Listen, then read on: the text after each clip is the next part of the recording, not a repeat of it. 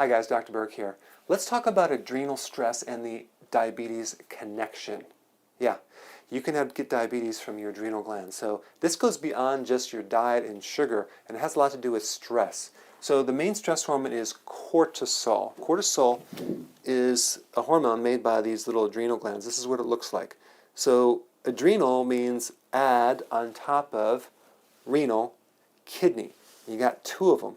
They're right here. Okay? So that's what the adrenal glands are. They're on top of the kidney. They're a stress gland. And one of the hormones that it makes is cortisol. Cortisol is a hormone that creates a catabolic effect. Now, what does catabolic mean? Catabolic has to do with protein breakdown. The other hormone that does the opposite of this is called anabolic. So bodybuilders, for example, would get injected with a steroid called anabolic hormones to build up their muscle mass.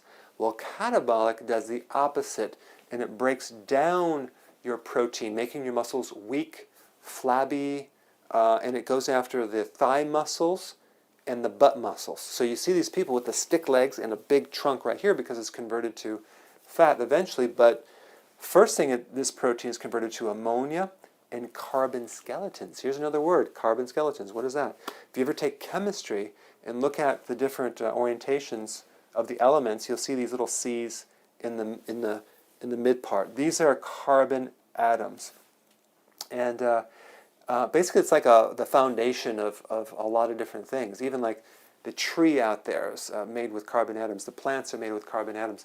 I had a hydroponic garden in my basement, and I was just amazed because you're growing these plants in these rocks with this fluid.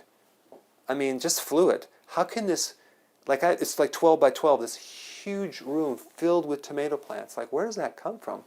Well, the plants are extracting it from the CO2, the carbon dioxide from the air and forming these plants. The same thing with the tree. You think the trees are getting their mass from the ground? Not necessarily. They get them from the air as well. So it's fascinating. So in the fact with cortisol, we have a catabolic effect of the protein, breaking down into ammonia and carbon skeletons, and then this is converted into glucose, thereby raising your insulin. So now we got this spike of insulin, which then messes up, it creates insulin resistance or pre-diabetic or actual diabetes itself. So here's a situation where you're eating good, but you're still under stress, and you get diabetes. Or you're trying to get rid of your insulin problems, right? Or trying to lose weight. It's the stress. So stress is one big, huge factor that I emphasize, dealing with it probably more than most, but I see this a lot. People gain weight after a stress event, pregnancy, years of not sleeping.